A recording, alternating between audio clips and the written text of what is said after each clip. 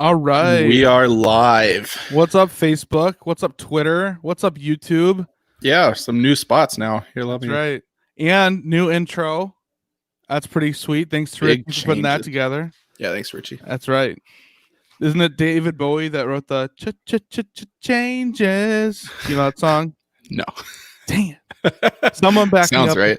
Someone back me up in the chat right now. Back me up first with- chat. We need a fact checked immediately. Yeah, David Bowie changes. Trust me. Anyway, well, welcome to Dad Bod Central, presented by Shoot Your Shot Sports.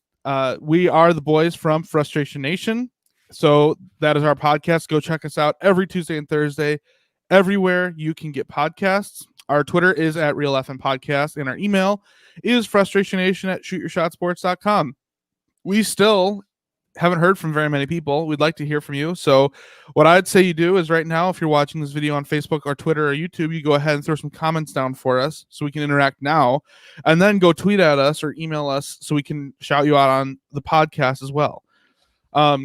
Yeah, so that's that. Today's episode is brought to you by Thrive Fantasy. So as a father, you know, we take many risks in life, such as, when I want to get my rock on, do I turn to Tom Petty and the Heartbreakers or Bachman Turner Overdrive? That's kind of a big debate, you know, and what do I want to put in my cassette player that I can go to my little workbench in and hammer out some 2x4s or whatever dads do. Whatever dad's doing. You know, but another place you can take risks is in fantasy sports. So Thrive Fantasy is cool because they allow you to select various player props under different categories for each respective sport. Each prop has a fantasy point total associated with the over or under based on its likelihood to occur. For example, you could take the over on Children, fathered by Philip Rivers, which is a safe bet. Let's just put it that way. Or the under on fathers present in the Kardashian-Jenner family, which is also a very safe bet. The more points a selection is worth, the riskier it is. So rack up the most points to win a share of the prize pool.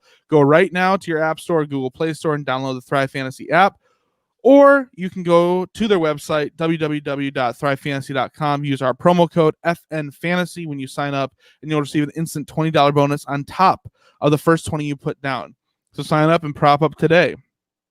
I am Furious George, and I'm here with the man in the Michigan hat, but you can just call us Daddy. So come on, sport. Let's go. All right, let's do it. All right. What do we got up first?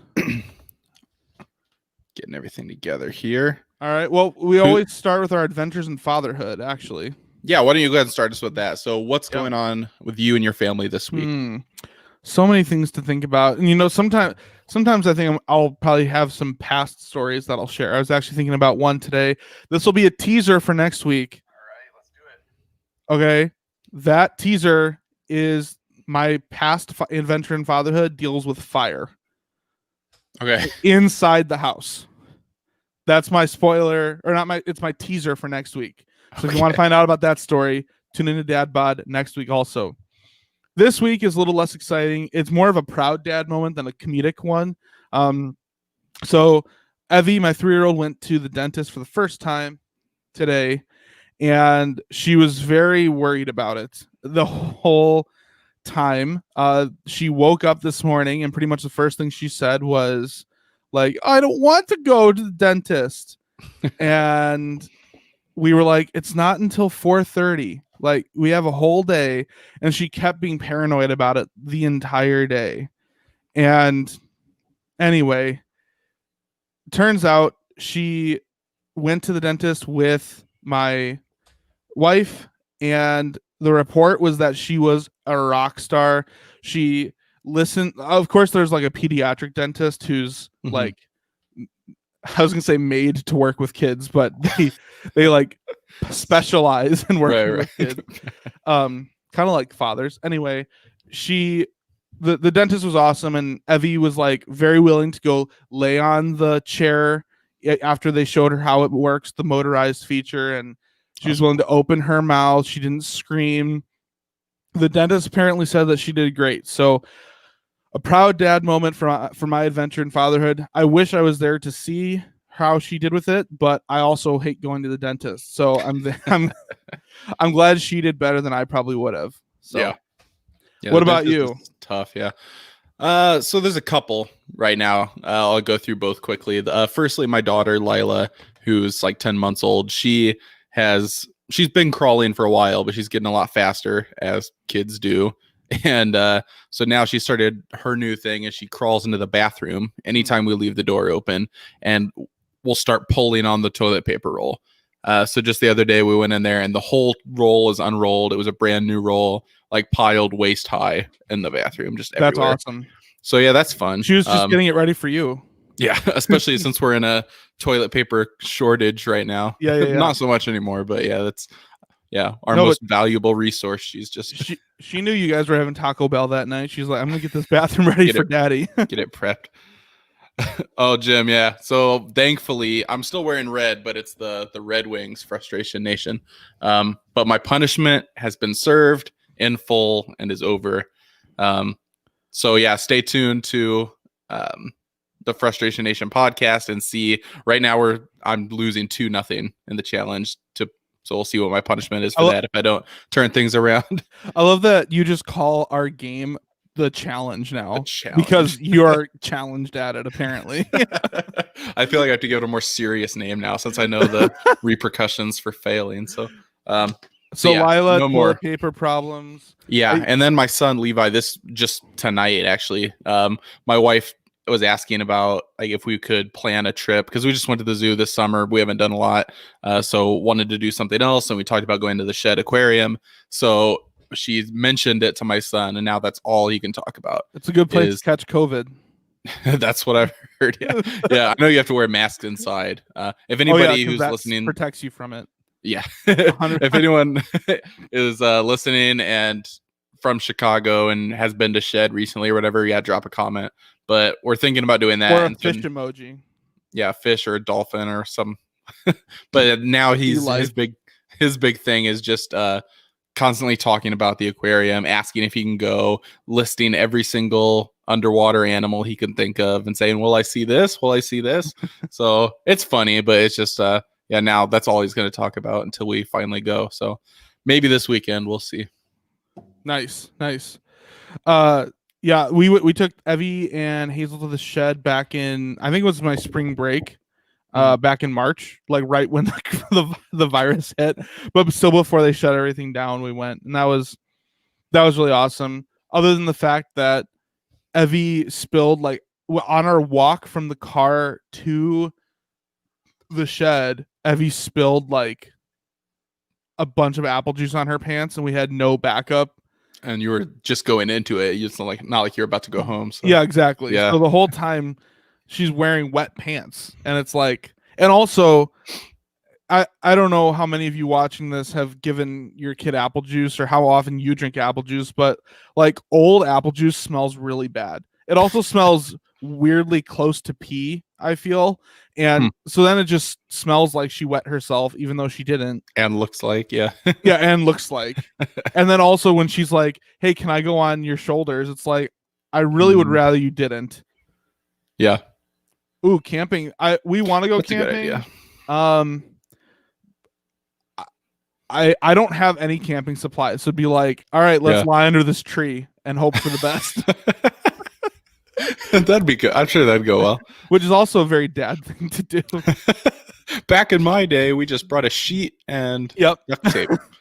Yeah. Speaking of dad things to do and being outside, actually, last night I was visiting a friend, and they're like really cautious about COVID, so we came in through the back door. And anyway, while we were on their back porch, like it was a screen-in porch, I was like, hey, I think there's a skunk over there. Just a heads up, because like I know you have dogs you have to let out, so just a heads up. And instead of being like, oh, okay, cool, thanks, his response was, oh, well, good, there's a BB gun over there. And I was like, oh. And yeah, so he went and grabbed this this like handheld pistol BB gun, and he goes out there, and he like was totally in position and ready to go, and then it wasn't loaded, so then he had to come back in and load it. Yeah, no. and he was firing at it, and I had asked him beforehand. I was like, dude, is this gonna make it spray? Because we're in a screened in porch, which means there's still a screen, which means I'm still gonna get sprayed. And he was like, I don't know. Let's find out. Yeah. So he just started shooting. And then I was like, I was wondering if he was trying to kill it with a BB gun, because I feel like a BB gun Right. probably could kill a skunk. It's a small enough. Depends rodent, what kind right? of, yeah. Like, Anyway, he was like, "Oh no, I was Yes, just trying to scare it." And in my mind, I'm like, "Isn't that what's gonna make it spray?" right. Like, I don't know. Anyway, those are all some solid dad Stories. stories, dad solutions to problems. Camping under a tree, shooting BBs at a skunk to get it to leave. Adventures in fatherhood. Yeah. That's right. But moving on to sports, dad shout outs, the next segment on our show. I haven't found anything in the past 2 weeks about new sports dads, so I don't know if I'm just, Yeah, there hasn't been much. I don't know if I'm just not in the right vein of Twitter or I've been trying to research like new sports dads, like something, and I just can't find anything. So yeah, it's kind of a hard thing to Google. it's Maybe the kind of thing where when you stumble like across something or you just happen to notice, Yeah. it works out really well. But yeah, it's hard to find something when you don't have anything. maybe we Dad Bod Central, maybe we should start like a database of collecting all of the different sports dad announcements that there are, and we can provide that service, and we could send out like tweets every Sunday or whatever with like, here are Yep. all the new sports dad announcements. There's definitely a need in the market. Yeah. Yep, I agree. Yep. But our sports dad shout out for this week is Lionel Messi's dad. So even though there's a soccer ball in this little kid's wallpaper behind us, Oh, there it is. yeah, we really don't care about soccer. So if you like soccer and are watching this, you can go ahead and leave. I'm just kidding. We want you to We stay. don't want you. But all I'm saying is that if you like soccer, I'm probably going to sound uneducated here for a minute, but from what I understand, Lionel Messi is threatening to leave Barcelona to go play at Manchester City. And he apparently has agreed in principle to a contract. Like, it sounded like almost like threatening Barcelona or like forcing his way out of there. I don't know. Anyway, the report I was seeing was that basically his dad came to Barcelona to help him. So with what? I don't know, telling Barcelona he's not coming. I don't know. The headline I saw said Lionel Messi agrees to 2.4 million pounds a week Man City contract with father Jorge in Barcelona for showdown transfer talks. It's kind of weird. You're like one of the most influential athletes 33 years in old, the world. Debated to be one of the best soccer players of all time. And your dad is negotiating your contracts. Yeah. Hey, Dad. Coach isn't letting me play. But again, I don't know anything about soccer. So yeah, just kind of weird. Hey, Jim. No one cares about the Chicago Fire. Okay. Take that comment to some MLS podcast or some a MLS racquetball team. Yeah. A professional foosball league. The only Chicago Fire I'm aware of is when Mrs. O'Leary's cow knocked the lantern over and started the whole city aflame. That was a good one, yeah. The water tower is the only thing to survive. That makes sense. Yeah. Actually, that's kind of true though. Anyway, but that's our only sports stat shout out this week, other than Philip Rivers and Antonio Cromartie. As usual. Yep, they're either giving birth or conceiving a baby. I don't think they're giving birth. You know what I mean? They're someone is having their baby right now. Yes. So probably a woman. So probably, just to clarify. So anyway, so earlier on, Man in the Michigan Hat, you were showing off your cute little cutoff tank top you have on there. You show that to the camera again? Yeah, it's very cute. That's awesome. Nation. I like everything on there except for the Red Wings. That's the whole thing. But if you like the Red Wings, or if you like, I'm wearing one of our Blackhawks ones, actually. So Detroit Rivals. sucks. Detroit sucks. Original 6. But if you like Yeah. Blackhawks or Red Wings or any other sports team really in Chicago or Detroit, you can go find our gear with Frustration Nation on the front at the Shoot Your Shot Sports shop. So shop.shootyourshotsports.com/Frustration Nation. You can find Frustration Nation gear. There was a new drop on Monday. It says, if you've tuned into our podcast, we say not a sponsor a lot, and there's a new not a sponsor shirt with a QR code that works. If you scan that QR code, it leads you to a special place. So you'll have to find, place. yep, you'll have A to secret place. you'll have to get a shirt to find out where it leads you. And your hat too. That's the Shoot Your Shot Sports, right? Yeah, So this is not the our Shoot Your show, Shot but Sports just hat. for Shoot Your Shot Sports. So The network, yeah. So yeah, not just our show, but the network, other shows on the network. Yep. Definitely You can go get to it the all. shop and Yep. yeah. I'm drinking out of the mug. There you go. Yeah. Yep. So, but I also wanted to ask you, where did you get, you're the man in the Michigan hat. Where did you get the Michigan hat? So this one wasn't from our Shoot Your Shot Sports, but it's from Fanatics. Well, that's good because it's officially branded. Right. So yeah, this one, the official branded Michigan hat, is from Fanatics. So then again, if you want to, you can kind of find this in the same place. If you go to shootyourshotsports.com/Frustration Nation, you can follow that link to the Fanatics store. And there you can find all kinds of gear for whatever team you support, or if you're a listener to this show, probably Detroit and Chicago teams, and use our code. Our code is not there. Is it FN Fantasy, right? No, that's the other sponsor. We don't have a code. You just follow the link, link and buy something through our link. You get a small discount, and we get a small share of what you buy, and that's symbiosis. And if you don't know what symbiosis, either one. I think it is symbiosis. Symbiosis. If you don't know what that is, go ask your biology teacher. Maybe it's bio then, like biology. I think it is symbiosis. Just because it's spelled similarly doesn't mean that it's pronounced similarly. English. Even though I was the one that pronounced it wrong to start. Yeah. Anyway, basically, it just means it helps us. It helps you. Definitely, you should do that. Both parties get benefits out of it. Friends with benefits. Yep. All right. Moving on to, that's exactly what that term means. Yeah, exactly. Yeah. All right. Moving on to our game gab. All right. Well, I don't know about you, Michigan Hat, but for me, I've been super busy and I have honestly been able to watch, unfortunately, very little sports this week. I have the Cubs game on right now that I'm keeping track of. They're, from what I'm seeing, let me update this. They are. I got a Go Blue shout out. Yeah. I believe they're winning 3-1 against the Pirates. I hadn't seen the recent scores because this is the last game of the series against the Pirates, right? So I don't think so. I think they have one more game. What have they done like the last 5 games? Have they been on a good streak or?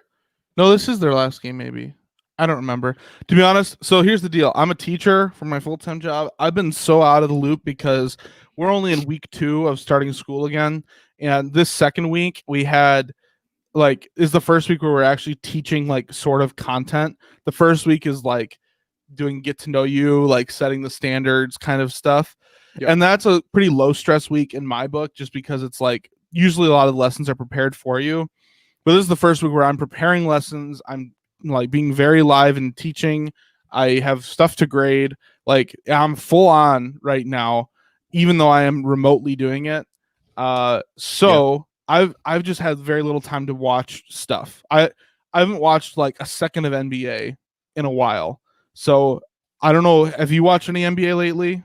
We can just highlights of stuff. Yeah. What have you watched lately? Because all I know is the Celtics are up 2-0.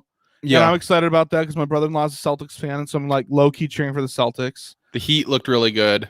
I heard Butler went off. Is that true? Yeah, I picked them to win that game. He dropped over 40 points. Yeah. I saw some of the highlights from Nuggets Jazz, which was an amazing series. Heat just won. Okay, that game was really close. Wow. So they're up 2-0.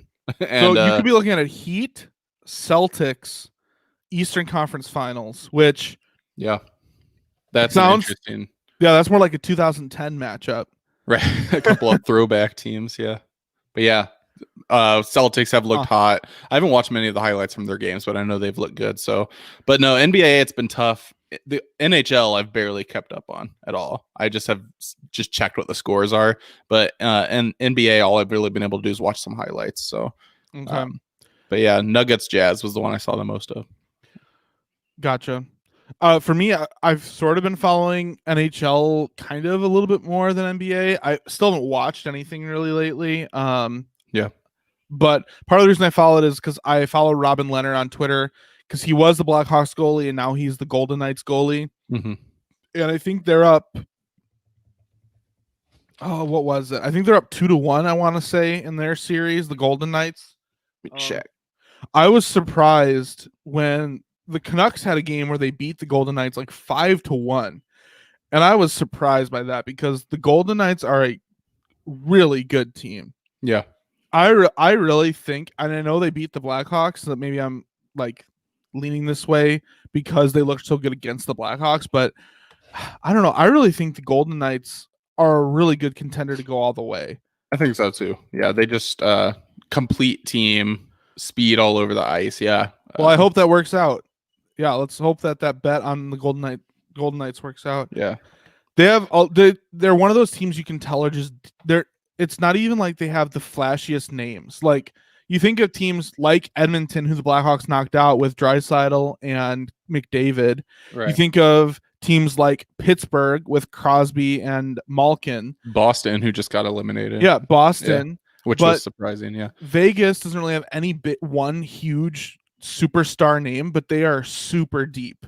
Like which for hockey with the rotations and everything, I mean, it's important in any sport, but depth over star players seems way more important in hockey. Yep. Because they seem like they have the ability to score and outskate on all their lines.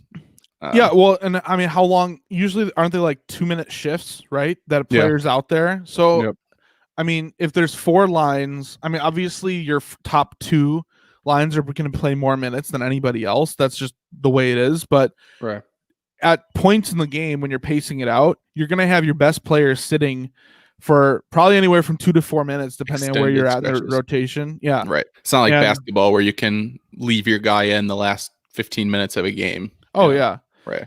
Yeah. Well, and part of that, I think, is just with hockey is like wait, Jim, tell me about this. What was the distance? Because all I know is that Stanton started the year off with like a 453-foot bomb or something like that. That was like the first home run of the year, right? Yeah. Can we get a fact checker on that? David Bodie's home run. Was that hit tonight? We got to find out about this. What's the longest home run that's been hit like in the last decade? Barry Bonds. I don't know. Has there been a 500-foot home run? Oh, there's definitely been a 500-foot home run. Let's see. Longest home run ever. Let's find out. In 1987, Joey Meyer of the Denver Zephyrs. Okay, I want Major League Baseball. But wait a minute. What? He hit a home run that was measured at 582 feet. No way. That's garbage. I mean, I've never heard of the Denver Zephyrs. So. Yeah, maybe a lacrosse ball or something. There's no way. E-ball. Let's see. Longest home runs for every MLB team. Oh no, that's not what I want. MLB history. We're gonna find this out, folks. Just hold on to your butts. I'm holding it. Yeah, your cigarette butts. 455 feet was David Bodie, it looks like. Oh man. Was that today though? When was this hit? That was on 8/25. Okay, to me, 449 feet. Based on what I'm seeing, the longest home run that is in the modern era was McGuire in '98 during the Maris chase. Okay, and he hit one of those 487. Okay. Oh wait, nope, never mind. That was an honorable mention. Wait, let me I'm reading this list totally wrong. All right, Babe Ruth, 575 feet. What? 1921. I don't believe that. I mean, Babe Ruth is kind of a tall tale in and of it himself. Well, the bats and balls back then, like, they still obviously hit home runs, but I mean, you don't have the bat design and the like. I just don't think that's possible. I don't believe the that. second is Mickey Mantle, 565 feet. I don't believe it. Okay. That's either exaggerated or just like it's inconclusive, and so yeah. This is from Bleacher Report. It starts with saying urban legends of Mickey Mantle's power and prowess have run wild. Initial estimates credited him with hitting a 656-foot bomb in college. Okay. 600. Think about that. That's like stacking 2 really long home runs on top of each other. Yeah. No way. No. Well, or it's like the length of 2 football fields, right? 656 feet. That actually doesn't make it sound so impossible. That doesn't seem. But yeah, I mean, I guess it also might have depended. Like back then, when they didn't have as many fans in the stands, did they mark it by like where the ball rolled to, or like Right. where it landed? Because Because maybe they were like playing on a hill and it went over that and rolled all the way down a mountain, and they measured the whole mountain. Yeah, that's. I'm sure they were at 1.5 miles. I'm sure that like Babe Ruth playing for Boston and New York hit one by a mountain. A lot of mountains in New York. Yeah. Here we go. Adam Dunn, 2004, while playing for the Reds, 535 feet. Wow. So 2004. that's probably yeah. I'm trying to see. I mean, they probably measured measured fairly accurately then. In 2016, Giancarlo Stanton hit 504 feet. Okay. And Adam Dunn hit another 504 feet in 2008. That's crazy. That's got to be out of the whole stadium, because like I wonder how they measured that. Easily. If it hits like all the way up on a wall, if they measure like where it would have been, I don't know. I'm sure there's a lot of maybe estimating that goes into these, but yeah, I don't know. So what's it's up, crazy Drew? to me when I see Big Daddy Drew's here. Yeah, awesome. He said That's just what I got- wanted to see. got here from his draft. Oh, good. I hope you did a fantasy draft just now. I hope you got some. Let's see. What'd you say? You were 9th? Who's PH? Wait. Pat Holmes. Oh, maybe. um, but yeah, so here on Home Run Talk, that was I can't believe that. That was a cool side topic, but Yeah. huh. So anyway, So about David our Bodie. teams, since we're not talking about NBA and NHL. Since we're talking about Bodie, tell us about the Oh, Cubs. Bodie, yeah. So the Cubs. So right now they're winning 3-1 against the Pirates. Last night they squeaked out an 8-7 win in extras. They were up 6-1 and then gave up the lead and let them tie it, and then took the lead in the 10th and let them tie it. Then took the lead in the 11th and closed it. Oh, I saw that. Some of those Yeah. highlights. I mean the Cubs should be beating the Pirates. Yeah, and then they blew the Pirates out before that, or was that the last game against the Reds? They won like 10-1 or something before that. I think that was the Reds. Because you split with the Reds, right? Yes. Okay. Yeah. What day is today? Wednesday? Yeah. Yeah, I think they had Monday off. So Okay. this is game 2 against the Pirates. I think we play tomorrow against the Pirates. Yep. So yeah, the Reds series to me was it was disappointing mainly because in game 2 of the doubleheader they played on Saturday, the Cubs had a lead and really I don't remember the circumstances, but they should have won that game. They were in every position to win that game and they gave it up. I think that was the game that Kimbrel came in and did his thing. And Kimbrelled. Yes, and allowed the Reds to win. Yeah. Actually, that play. Oh, okay, it's all coming back to me now. Kimbrel basically loaded the bases, and he allowed them to tie the game, I think. And then he throws a pitch down in the dirt. The batter swings at it, and Wilson Contreras just totally whiffs at blocking that pitch in the dirt, and the winning run scores. And so, well, I feel bad for Kimbrel because, to be honest with you, if you look at his games overall, he's actually pitched pretty well in the month of August. His first few outings in July were bad, but in August he was pitching pretty well, starting to look more like the Craig Kimbrel of old. And here he goes. I mean, he loaded the bases, and that's on him. But then on this batter, he throws just a filthy slider down in the dirt. Batter swings at it, and Contreras can't block a fairly routine ball in the dirt. That he called for, probably.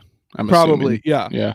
And that's Yeah. just frustrating because then you had all the backlash on social media, everybody tearing up Kimbrel, and it's like I don't love Kimbrel.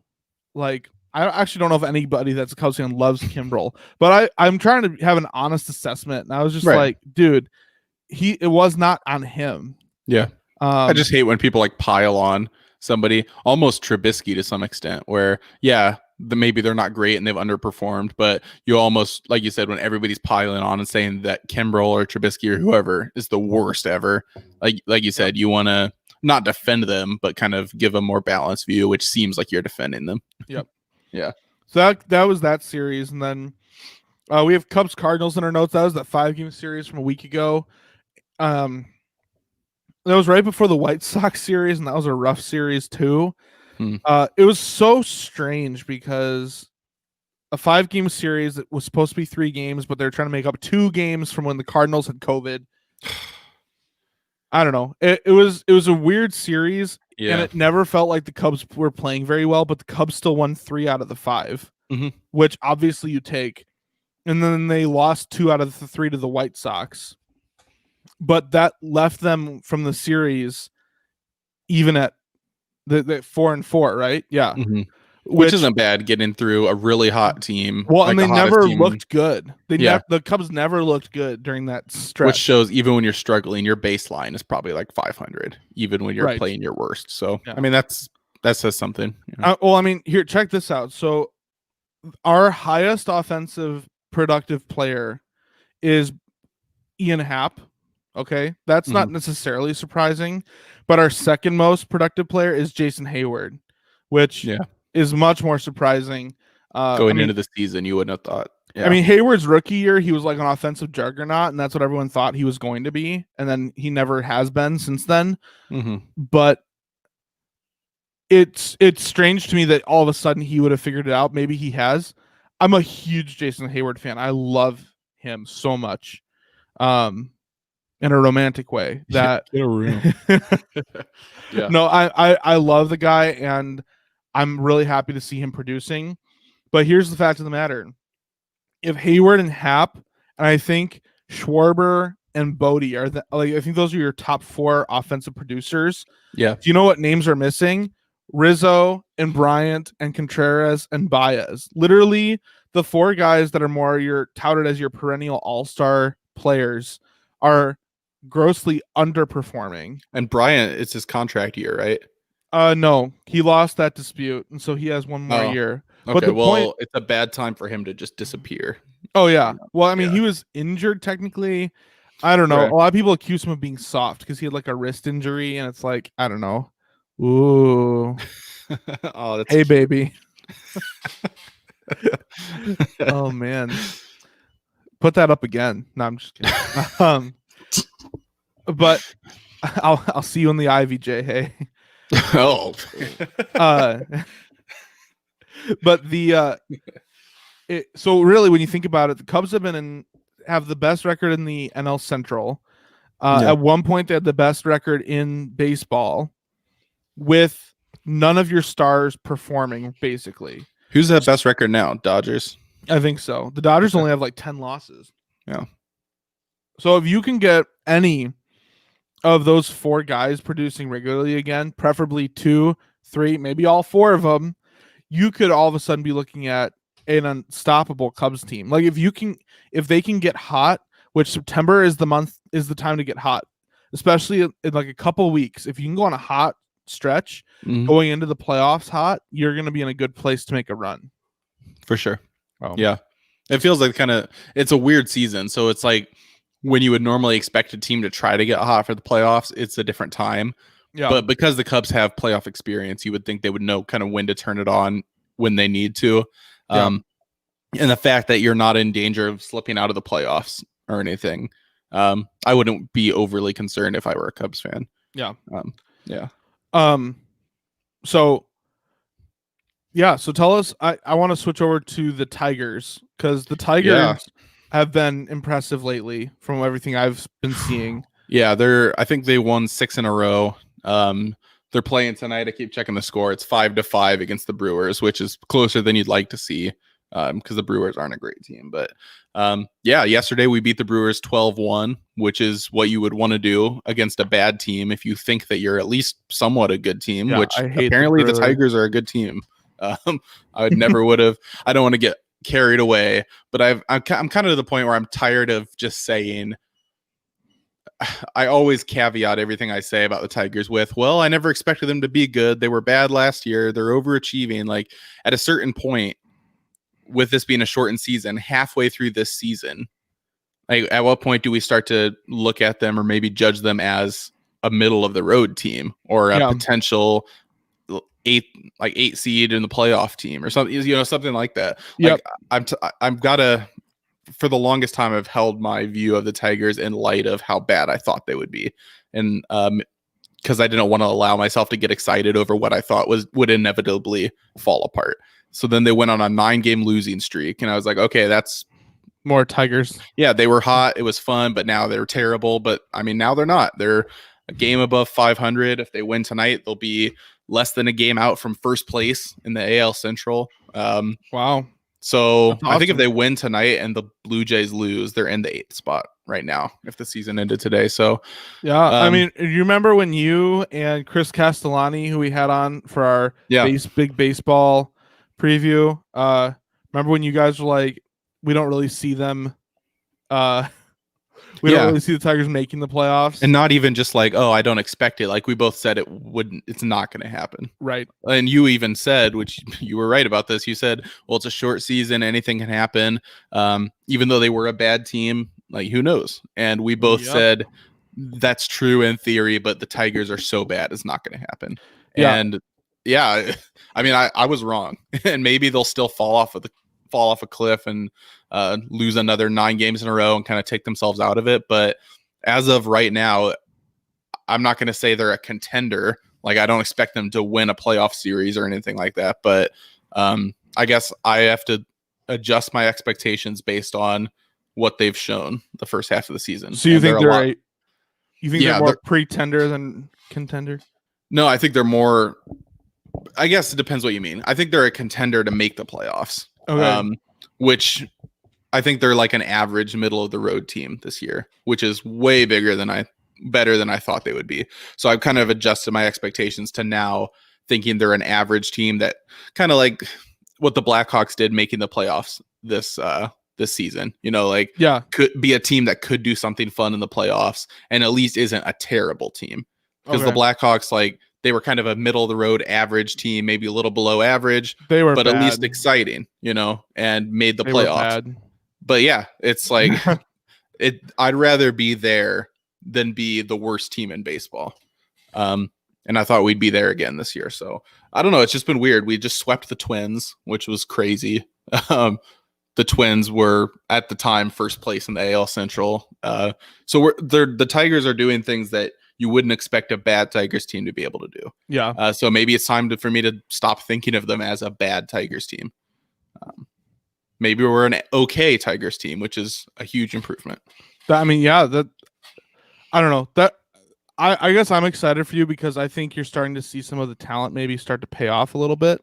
Yeah, maybe. And it's the young guys. It's all young guys who've moved up through the farm system, who've been called up. Guys like Candelario, who we got from the Cubs. Cubbies, Yeah, prospects who have come up. So it's not like some old guys we've have been able to carry this team and get hot at the right time. We're seeing several young guys come up and all put together not just a few solid games, but solid stretches. Hit really well. So that's what you want to see as the team that at one point was rebuilding and now we're building. Like we have the foundation. We don't have to turn anything over or change anything. We just have to build on what we're already seeing. So the first step of the whole rebuilding process, it looks like it's behind us. And now it's just how long does it take to build into a contender? So I think really within 2 years, the Tigers will be a strong playoff contender, which is, I mean, you never know for sure, but that's the trajectory it looks like they're on. And sounds exciting. Sounds like to me they'd be contending right around when the White Sox will be at like the peak of their power. Yeah, which is unfortunate. Yeah. Yeah, that'll be, I mean, hopefully by then Cleveland is not Yep. as good. Minnesota might be on the Minnesota, you downturn. kind of look at some of their contracts and just the difficulty they would have to keep a contending team, and that helps you. But yeah, the White Sox in 2 or 3 years are going to be, yeah, pretty. Yeah, I don't know the age. Like I know a lot of the Cleveland players are getting older. I know they're talking about getting rid of Lindor, trading him, which Bieber maybe. Yeah, like they're talking about trading Bieber. Yeah, which I don't around him. Yeah, it's the kind of thing I don't know. Interesting. I mean, yeah, I mean, it wouldn't have happened this year, but his trade capital is higher than it may ever be in his career because he's probably going to win the AL Cy Young the way he's pitching. So speaking of Cy Youngs, Yu Darvish has the best ERA in the NL. He is like the leader in most statistics for pitching in the National League. So I know I'm a Cubs fan, but I'd probably pick Darvish at this point to be the leader for your Cy Young for the National League, which is amazing considering the way his time with the Cubs started. So yeah, I remember that being kind of like Kimbrel. Like he was signed, people were immediately upset. And kind of the same thing I think with Kimbrel now. Like the talent is there, so don't give up on a player like that. You can still be disappointed at the way it started, but like you said, now we're seeing he was too good to be bad for the rest of his career. So whether this is just a hot start or this carries through the whole rest of the season, he's been pitching like this. He's been pitching like this since after the All-Star break in the 2019 season. So you have at this point almost a full season length of quality pitching. I saw some crazy stat where, what was it? It was something like in his past. It was something in his past certain amount of games. He had like, I want to say like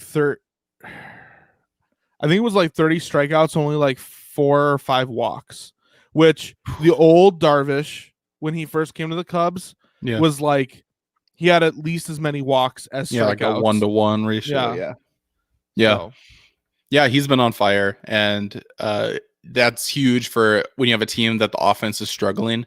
The way he's been able to pitch and kind of give you those free wins, not free, but like give you wins that anybody else might not have been able to get you. Like that's what makes a difference when you're trying to figure out struggles from the rest of the team. So he's kind of put the team out on his back, at least as much as you can for a pitcher who just pitches in a rotation. But those wins he's been able to pick up have been huge.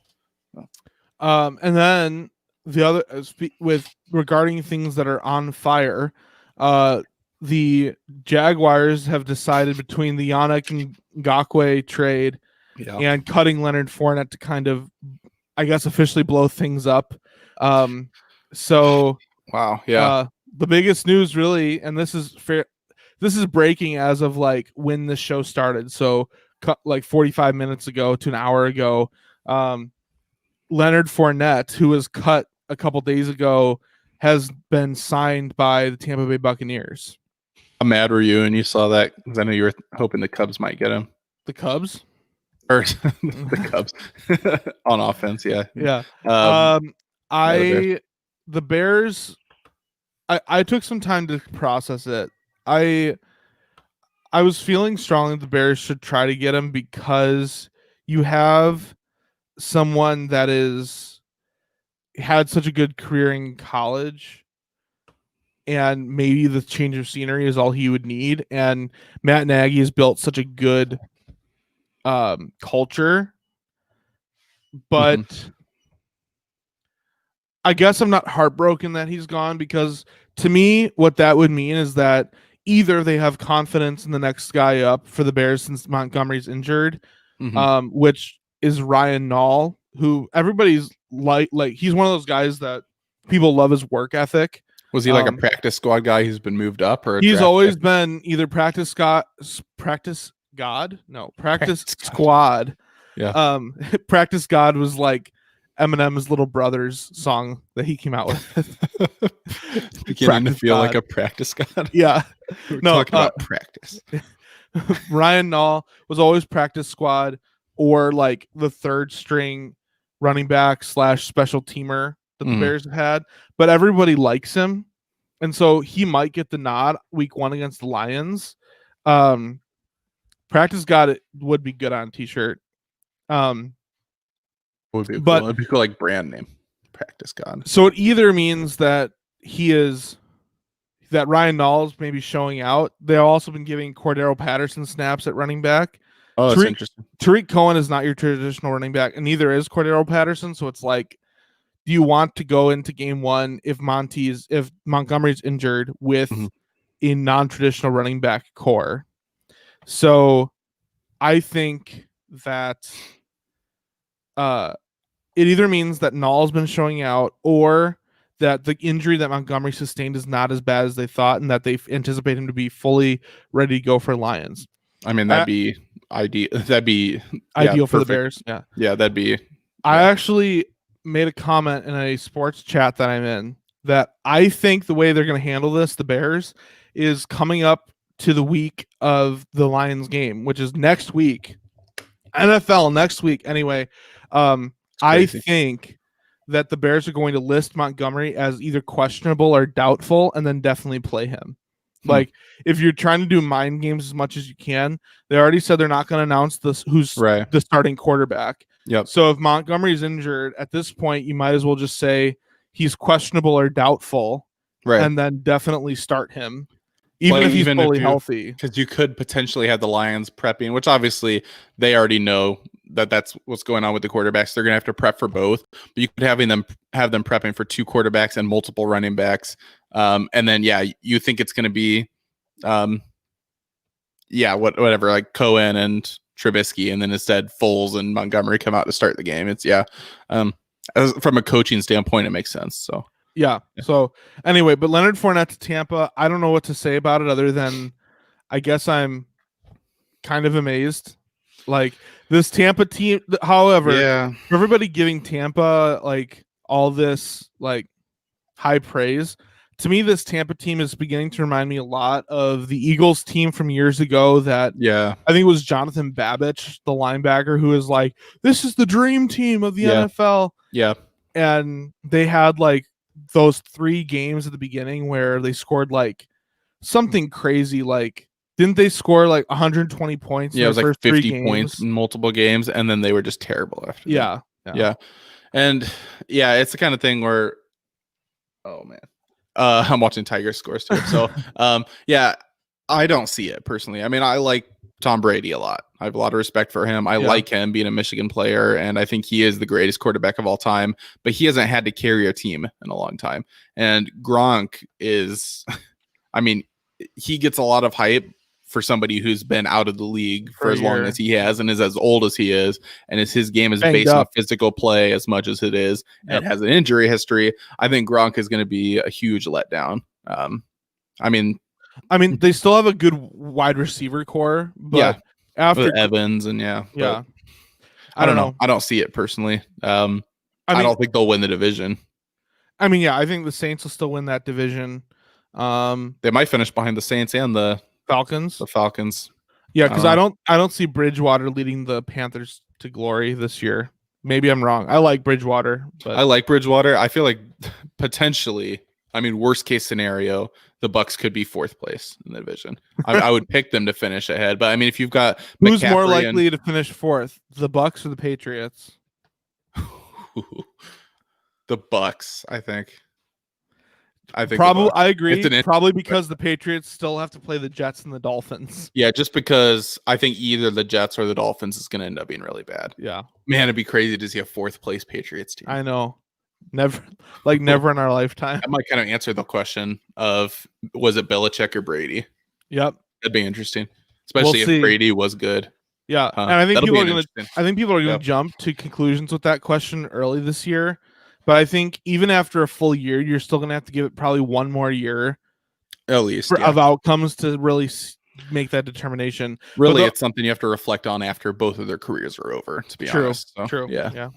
Did you see the Belichick Subway commercial? I did not.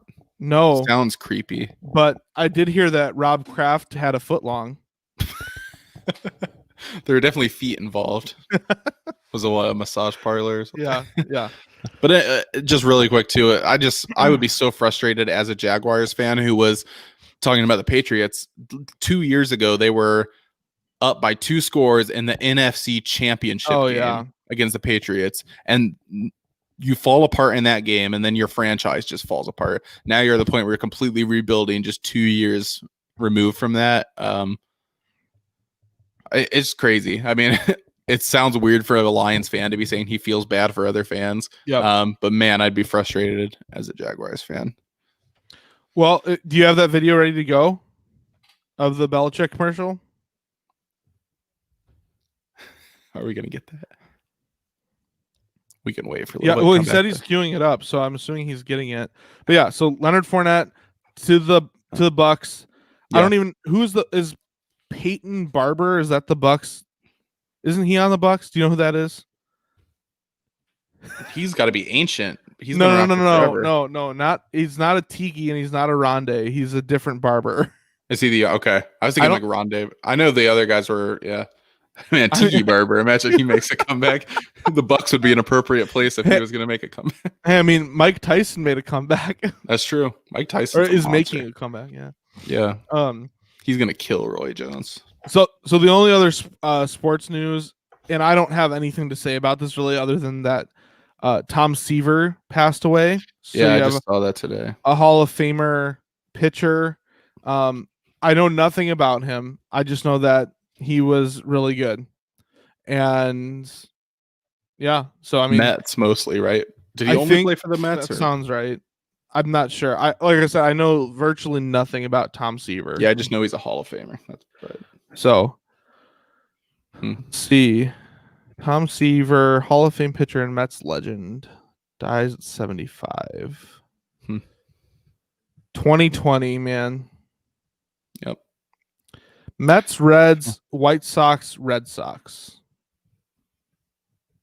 So, how much do you think that this 2020 stuff, this might be a rabbit trail, is like it's actually worse than every other year by that much? Or do you think now it's to the point where we just make so many jokes about 2020 that now every little thing seems that much worse? You know, like if I want to hear anybody who's watching right now, I want to hear what you think, but because I think the big things of COVID, there's like some big things that happen, you know, like the COVID and then the unrest and like the rioting and all that. Those have been big things that any year would seem like a big deal. But then all the other stuff, like losing Kobe was a big deal. But like there's several other smaller things. You say that because here's the thing.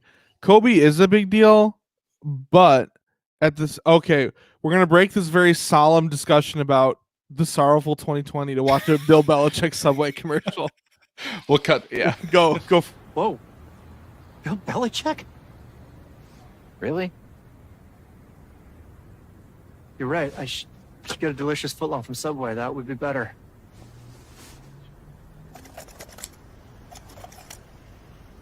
Yeah. Now you look better, too. Thank you. Good food that's good for you, well, good for you. Now get a free footlong when you buy 2, because it's footlong. That's awesome. What? Because Bill Belichick, because he cuts off his sleeves on his sweatshirt. On the hood, yeah. Okay. Oh, that was creepy though. Well, do you want to know something? Like the very little bit I know about like film and commercials and stuff is that the you can tell based on the way that that's shot that they had Bill Belichick. He was like barely ever there because every time they cut behind him and was showing the guy, that was pretty clearly a stand-in for Bill Belichick.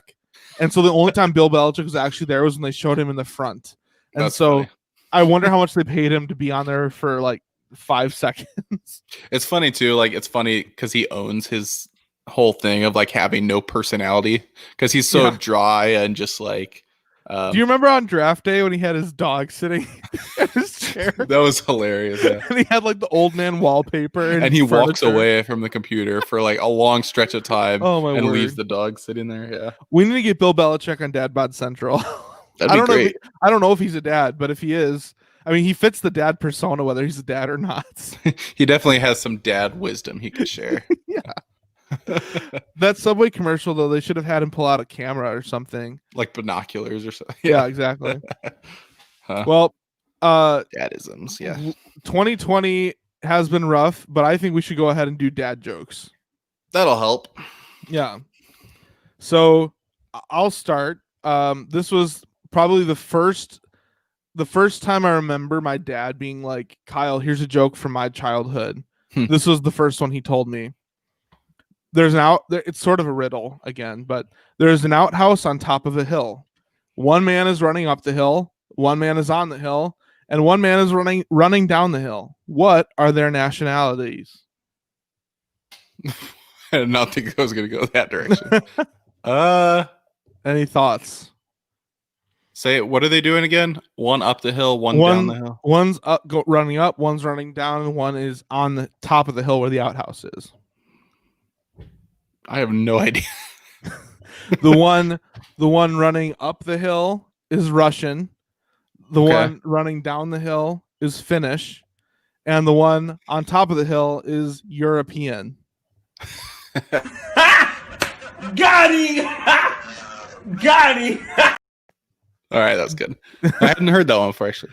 There you go. Well, actually, my joke is like topically connected to Ooh. yours. So, Interesting. why can't you hear a psychiatrist using the bathroom?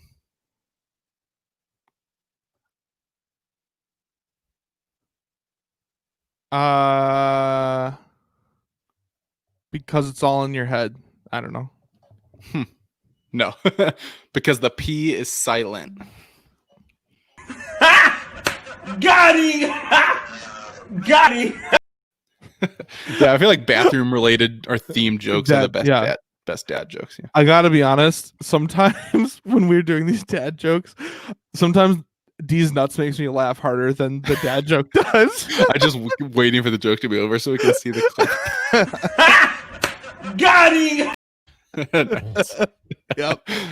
Oh man. Anyway, well, let's talk about your old man. My story, I've told a lot of stories kind of making fun of my dad. You have. But here's one that is more my appreciation for him, and that was learning to drive with him. Because this is more this is not mom central, so I'm gonna complain about my mom for a second. My mom, whenever this is like a stereotypical mom thing, I feel like when you're learning to drive, and she's always like, my mom would always like clutch like the handle on the overhead or like the side of the door. Yeah. And every move like yeah, freaking Turn out. left here. Yep. Okay. Yeah. Yeah. My dad, I just remember we lived by this intersection where it was honestly a pretty difficult left turn to get used to at the beginning of driving because it was a pretty busy street you're turning left onto. Mhm. But I remember this specific moment because it was like, to me, one of the most formative moments of my like driving education, I guess. Yeah. I was at the stop sign waiting to turn left, and I felt like I saw cars coming in both directions, but I felt like there was enough space for me to go. And I was just like, Dad, should I go? And my mom probably would have been like, no. My dad was just like, I mean, if you feel comfortable.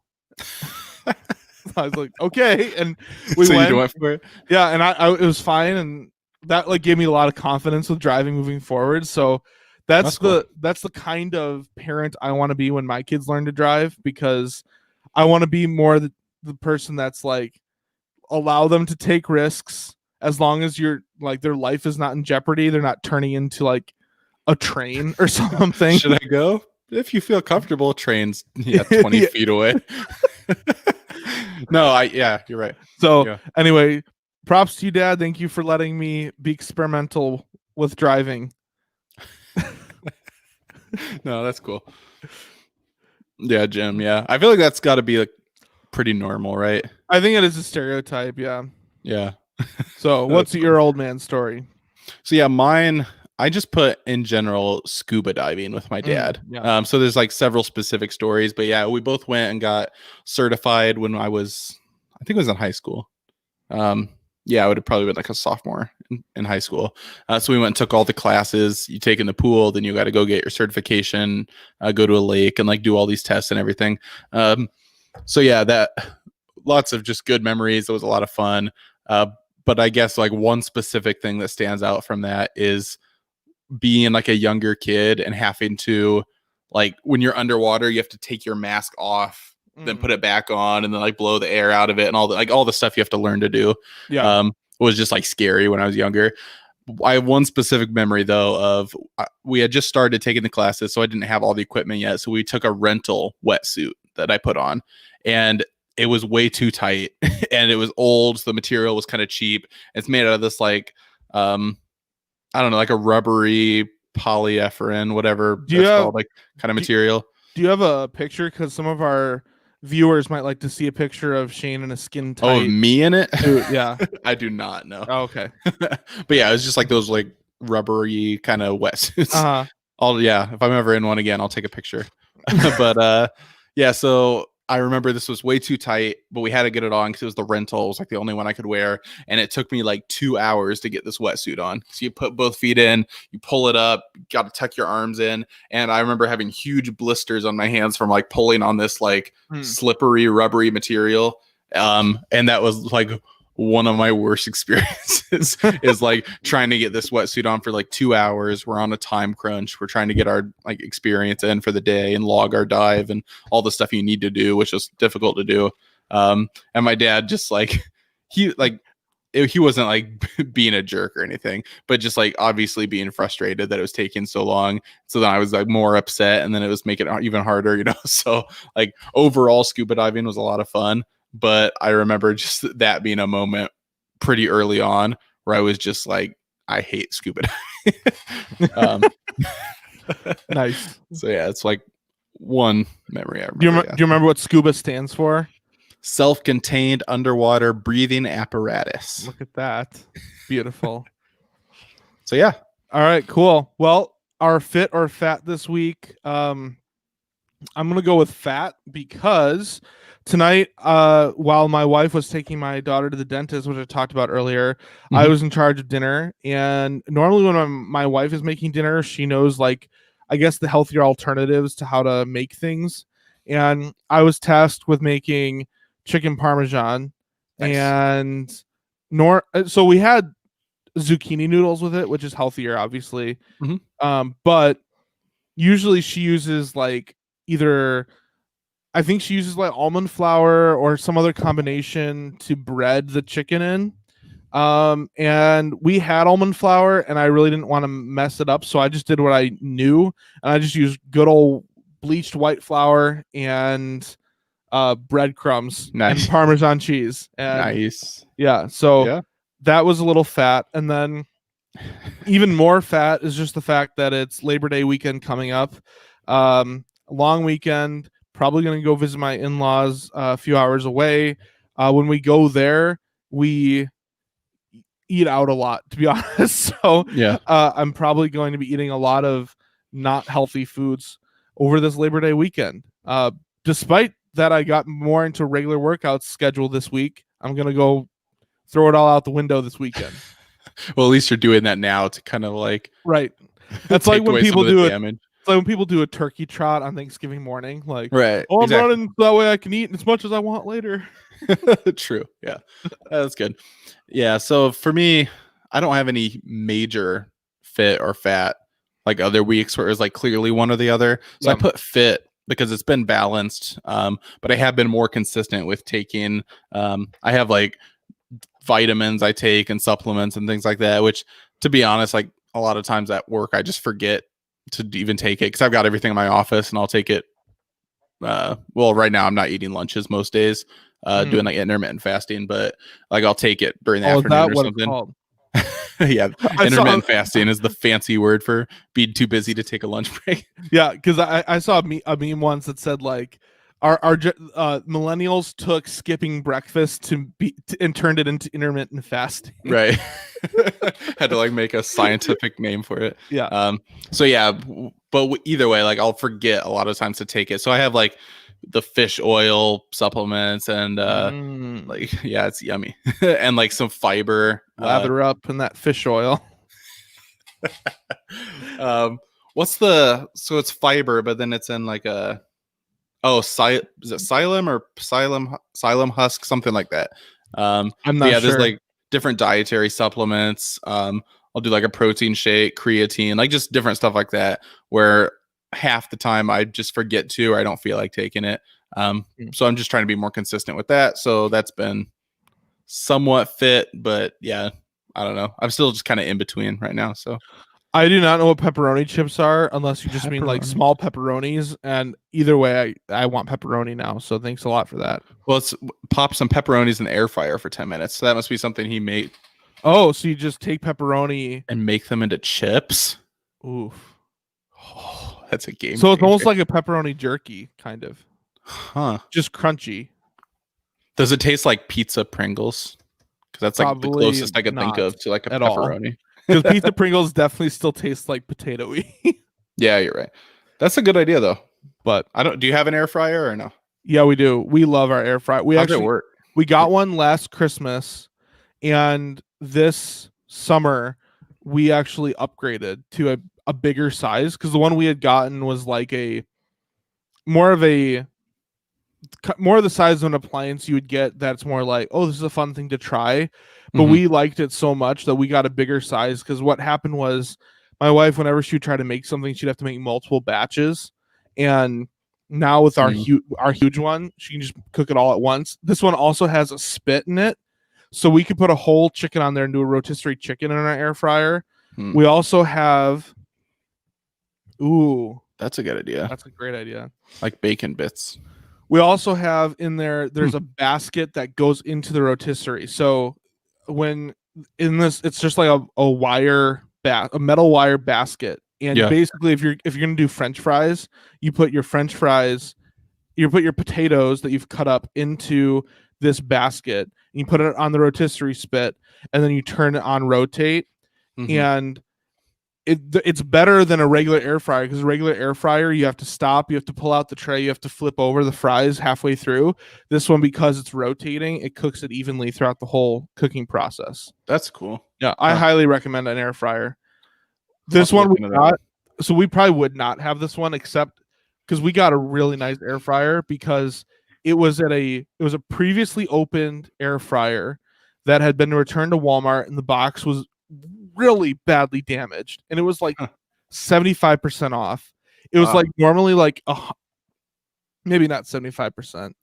I don't remember, but it was like $60, and it was Wow. like at least half of what it normally would cost. That's cool. And so we're like, and it was Erin wanted one for her birthday, and I was like, let's just get this now. You're gonna know Right. what it is, but Yeah. anyway. Huh. It's interesting.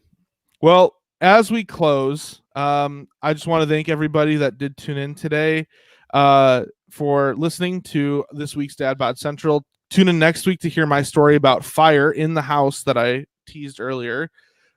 Please go check out our podcast, Frustration Nation. We're going to go record a little bit right now. Here on the Shoot Your Shot Sports Network is where you can find Frustration Nation podcast. Our Twitter is at Real FM Podcast. Our email is frustrationnation@shootyourshotsports.com. So tweet us, email us, whatever you want to do. We just want to talk to some people. So give us some feedback. But before we go, as always, we leave you with this piece of fatherly advice. Go find your dad, give him a hug, tell him you love him, but don't ever forget, we're the ones that you call daddy. Thank you. Yeah, that's right. Thank you for watching, and we'll catch you all next week. Same time, same place.